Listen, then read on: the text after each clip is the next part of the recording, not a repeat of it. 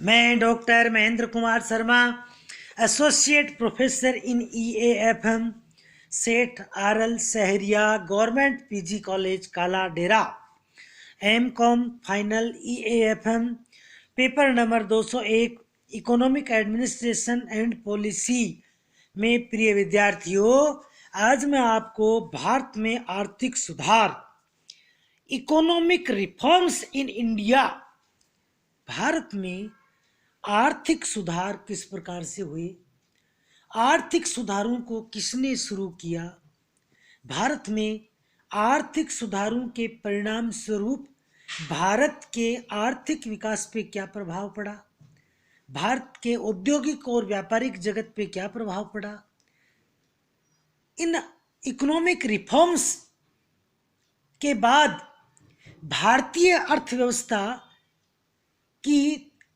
क्या स्थिति बनी, व्यापार वाणिज्य उद्योग कृषि उसकी क्या स्थिति बनी, तो उसके बारे में मैं आपको विस्तृत प्रकाश डालता हूं या उसका विवेचन करता हूं।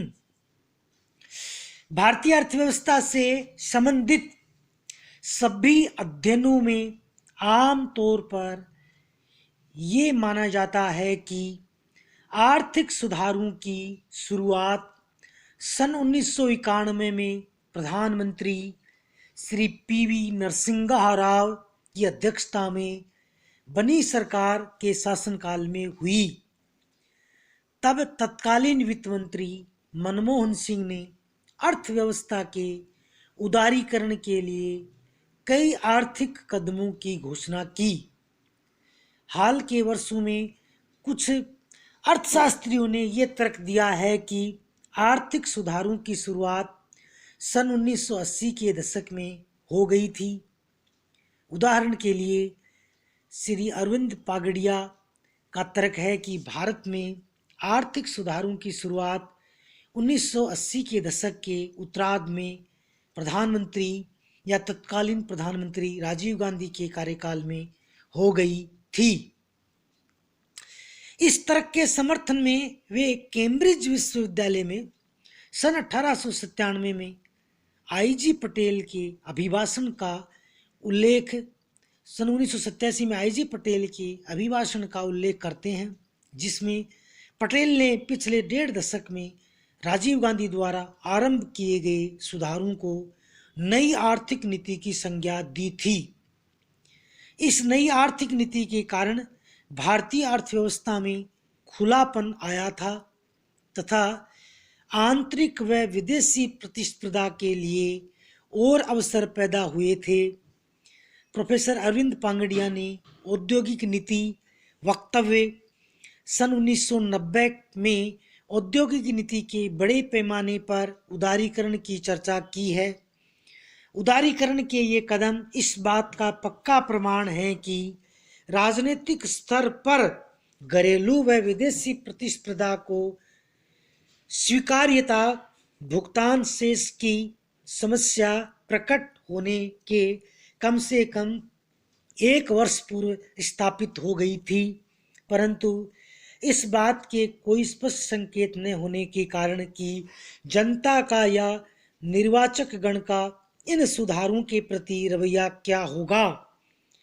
राजनीतिज्ञ खुले रूप से परिवर्तन को स्वीकार करने में हिचकिचा रहे थे, परंतु वे इस बात से काफी हद तक सहमत थे कि बजट को पहले की अपेक्षा और अधिक खोलना आवश्यक है।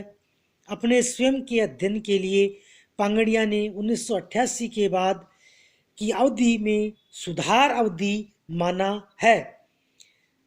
पांगड़िया ने शुरू के ये कहा कि ये जो 1980 से 88 या 1980 से 90 तक के आर्थिक सुधार का कार्यकाल माना है। उन्होंने कहा कि आर्थिक सुधार है वो राजीव गांधी के कार्यकाल में शुरू हो गया था, जब IG पटेल वहाँ जाके वर्ल्ड बैंक में या उदारीकरण पे उसने भाषण दिया था, परंतु वे इस बात को स्वीकार करते हैं कि सन 1991-92 के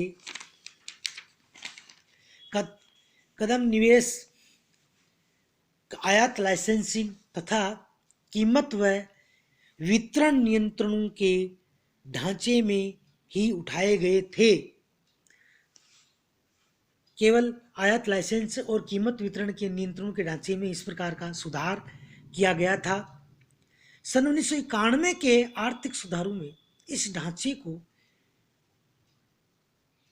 तिलांजलि दे दी गई तथा उसके स्थान पर बाजार तंत्र के प्रतिस्थापन की चेष्टा की गई। यद्यपि राजनीतिक विरोध के डर से वित्त मंत्री मनमोहन सिंह ने सुधारों को पिछली नीतियों का ही जारी रखना व विस्तार करना बताया, परंतु वास्तव में जो कदम उठाए गए वे पुराने नीतिगत ढांचे के पूर्व परित्याग तथा उदारीकरण का खुला समर्थन है। यही कारण है कि भारतीय अर्थव्यवस्था से संबंधित अधिकतर अध्ययनों में आर्थिक सुधारों की शुरुआत सन 1991 से मानी जाती है।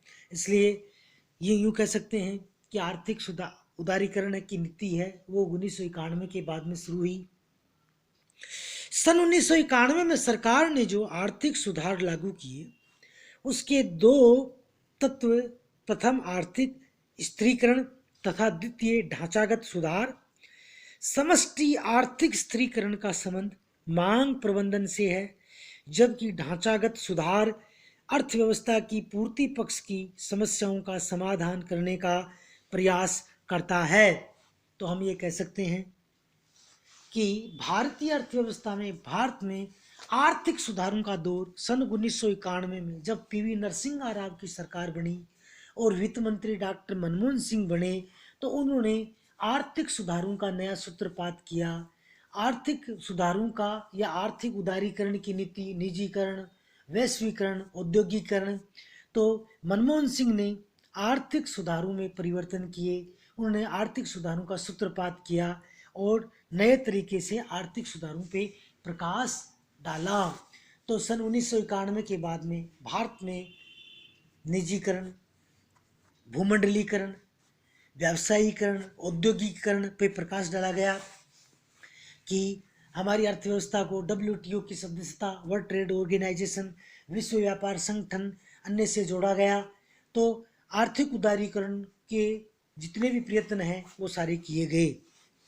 भारत में आर्थिक सुधार 1990 के दशक के आरंभ में समष्टि आर्थिक संकट में पहला राजकोषीय असंतुलन, हमारे देश में राजकोषीय असंतुलन था।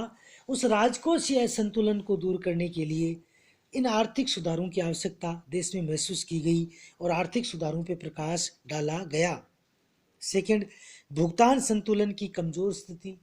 भुगतान संतुलन की भी कमजोर स्थिति थी। तो भुगतान संतुलन की कमजोर स्थिति होने के कारण भी कि बैलेंस ऑफ पेमेंट की भारत को अपने आयातों का भुगतान करने के लिए नकदी की आवश्यकता होती थी, उनके पास पैसे नहीं होते थे, तो भुगतान संतुलन की कमजोर स्थिति बनी हुई थी।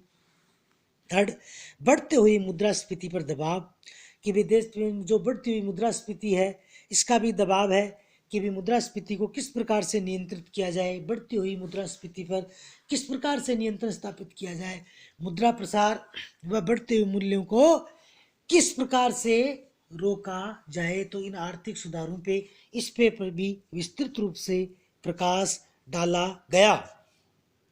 संकट के कारण आर्थिक सुधार आवश्यक हो गए थे, मतलब कि भारत में एक आर्थिक संकट की स्थिति उत्पन्न हो गई थी 1991 में कि हमें सोना भी गिरवी रखना पड़ा।